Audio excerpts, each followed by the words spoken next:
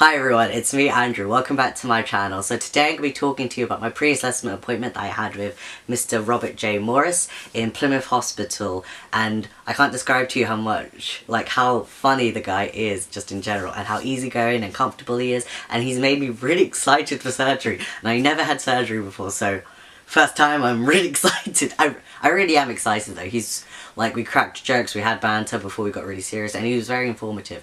But I will talk about Mr. Morris after I talk to you about what happened before I saw him. So I think one of the most important things to point out is that if you're seeing Mr. Morris and it's in Plymouth, don't get the hospital confused with the NHS Plymouth Hospital, because the Nuffield Health is a private one, and so just make sure you don't get confused if you are going to see Mr. Morris. Because I had that confusion with my mum as well when we were taking the cab there. And we ended up going to the NHS Plymouth Hospital, where we should have went to the Nuffield Health Plymouth Hospital instead. So it was just a bit of a confusion. However, if you do actually get stuck between which hospitals to go to, they're not that far and they're within walking distance, so that's okay. Also, it's stated in the letter to be there really early. Well, not really early, but early enough where you're not caught up with traffic, because there's loads of roadworks near the hospitals. So just bear that in mind if you're going to Plymouth. So upon arrival, I filled out some paperwork. It was basically a care record. The paperwork I had to fill out, it was only 5 pages long, and it's just more or less just yes or no tick boxes. So nothing too pressurizing. It's just a medical history. I filled out next of kin, and there was just loads of questions. Like I said, yes or no questions, medication, and that's about it. Just so everything really important in this booklet, and I kept hold of it until I saw the first nurse. So I saw 3 nurses before I saw Mr. Morris, and with the first nurse, she took my blood pressure, she took swabs for this bug, I forgot the name of this bug that she was checking for, and my height and my weight. And then I was seen by the second nurse, and she did an ECG, which is basically checking out my heart rate to see everything's cool. She gave me a booklet, which I will show you now, and it's a booklet for when I'm going home post-op, which it says here, going home. We went through the health questionnaire that I filled out when I arrived, and she said that I'll be in the hospital for 2 days, and I'll be in my own private room, which I was like, oh wow. My past experiences of hospitals, there was this one time when I did have to stay overnight, nothing serious, but I was with a ward full of loads of people. She also pointed out I need to have loose clothing and slippers. She also said to me that I'll speak to the doctor who'll put me to sleep, the anaesthetic doctor. For the third nurse, she just took my blood, of probably 4 vials of blood. It was really interesting because some nurses were like, oh, I also saw someone who's gonna see Mr. Morris earlier on, and I took their blood and stuff like that. I was like, oh, okay. So it sounds like obviously not just only me, but obviously a handful of people are actually going to see Mr. Morris, which is great. So I'm very happy for everyone else.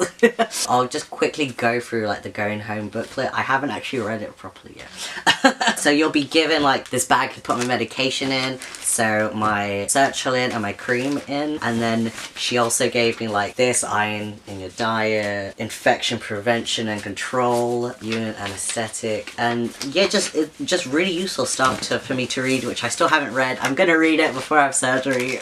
She also spoke about, because my ex was I mean, at the moment on camera it looks fine, but when I did see her, my eczema was kind of really red and sore and a bit swollen, and Mr. Morris pointed out because I have eczema, I do have a high risk of getting an infection post-op. After seeing all these 3 nurses, that was done just before 12 PM, and my appointment with Mr. Morris was at 1 o'clock, or was it 1:30? I can't remember. It was about 1 o'clock. So my mum and I decided to stay. The reception area that we were in for the outpatients reception, there was free tea and coffee, so you can just help yourself to that. And there was also TV. But I only got to see only one performance of the ice skating bit, which I was just you're in ice feelings. So I saw Mr. Morris, and like I said before earlier in my video, he's freaking hilarious, and he's great. He's so lovely. He really knows his stuff. He's really informative. He made me super comfortable talking about surgery. So what we did, we all introduced ourselves to each other. Before we started talking about surgery, he said that I'm just gonna take pictures of your chest. Don't worry, your face isn't gonna show, and then I'm gonna talk about surgery. Because what I've seen from the media and TV, I just assumed this guy was just gonna draw on my chest and be like, we're gonna do this and we're gonna do that, but he didn't do that. And I was like, oh, okay. Which is comforting because, like, I was like, I just expect pen marks on me, but no, that wasn't it. So he took pictures of my chest, and from the front view and then profile from my right side and my left side, and we sat back down, and then we started talking about surgery. On my folder file thingy, and when he was telling us about surgery, he'd also draw on the side and then just like explain like what he'd do during the procedure, which is really useful because I'm more of like a visual learner, so it's really nice actually seeing him draw like on this paper about what he was gonna do like to my chest. We also went through the risks of having top surgery. He showed me the risks of top surgery. I feel like this is like a pre-consent form, but basically it just talks about like what operation I'm gonna have, intended benefit, and significant and unavoidable occurring risks. Yeah, I'll just write it down in the description down below. It just says, on your second appointment, it is likely that you'll be asked to sign a consent form and the procedures and benefits and risks that you'll be asked to consent to as it follows, and just the procedure and the risks and stuff like on here. He also wrote eczema, risk of infection, and scar pigment because of like the pigment of my skin. He said that my scars might go away and it might not, and I was like, that's fine. He also showed some patients pre-op and post-op, and I remembered at that moment, I'd never showed my mum any of this. So my mum was like, ah! Not freaked out that she saw someone topless or anything, but she was just like, oh, okay, it's gonna look like that. And I was just kind of like really chill, like, I've seen this before, but that's fine.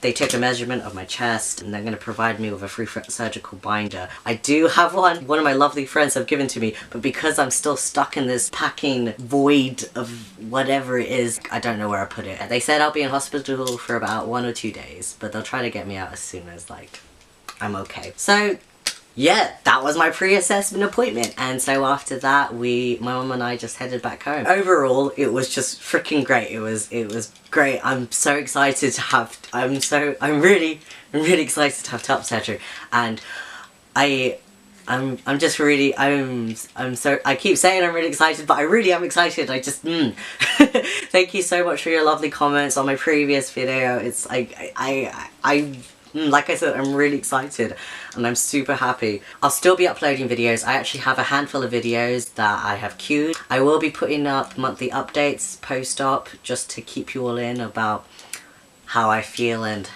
how my chest is like and stuff like that. I'll probably post a picture of like what my chest looks like pre-op and then show you post-op, and I'll probably just carry on doing monthly updates because I really do miss doing my monthly updates, especially when it was me on testosterone, especially when I started. That was really important. So I hope that'll be something nice for you all to see as well. If you want to keep up to date with how I am like post-surgery straight afterwards instead of waiting for my videos, then just follow me on Twitter.